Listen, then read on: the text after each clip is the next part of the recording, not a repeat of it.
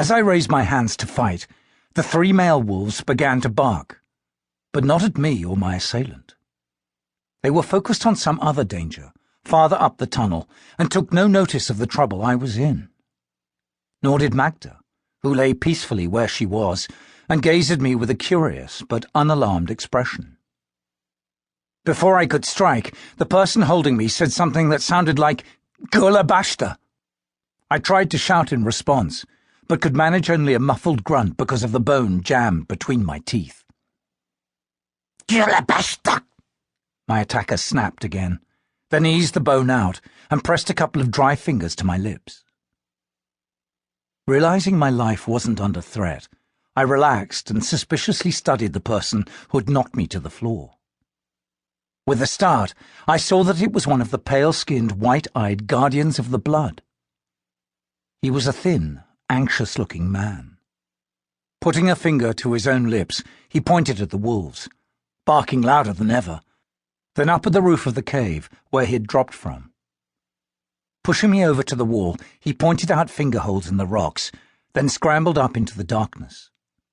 I lingered doubtfully a moment, then glanced at the agitated wolves and followed him up. There was a crevice at the top of the wall which the guardian guided me into. He slid into a small hole close by. I waited in silence, my heart beating loudly. Then I heard a voice addressing the angry wolves. "Quiet!" someone hissed. "Shut up, you mongrels!" The wolves quit howling, but they continued growling menacingly. They backed away from the tunnel mouth, and moments later I saw a purple-skinned face poke out of the shadows. A Vampanese. "Wolves!" the Vampanese snarled, spitting on the ground. "Curse their eyes!" "Leave them be!" a second Vampanese said behind him. "They won't interfere with us if we keep out of their way. They're just scavenging for food.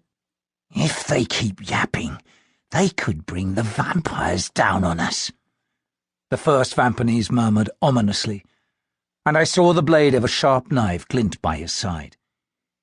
"They're only barking because of us," his companion said, dragging him away. "They'll stop once we—" Their voices faded, and I didn't hear them after that. When I was sure the way was clear, I looked over to where the guardian of the blood was hiding, to thank him for his unexpected help. But he wasn't there. He must have slipped away while I wasn't looking. I shook my head with confusion. I'd thought the guardians were in league with the Vampanese, since one of them had ignored my cries for help when I was fleeing from Kurda and his allies, and left me to them. Why help me now, when they'd abandoned me then? Thinking it over, I climbed down and rejoined the wolves. They were still sniffing the air guardedly, but had stopped growling. After a while, we followed Magda out of the cave as she resumed her way and led us farther up the mountain. She slinked ahead even slower than before, though I didn't know if this was because of exhaustion or the threat of the Vampanese. A few hours later, we reached the lower halls at the top of the mountain and skirted around them. We passed disturbingly close to the storerooms at one point. I could hear vampires at work behind the walls, getting ready for the large feast that would follow Kurda's investiture. I held my breath and listened for a few minutes, but their words were muffled, and I soon moved on, afraid one of them would discover us.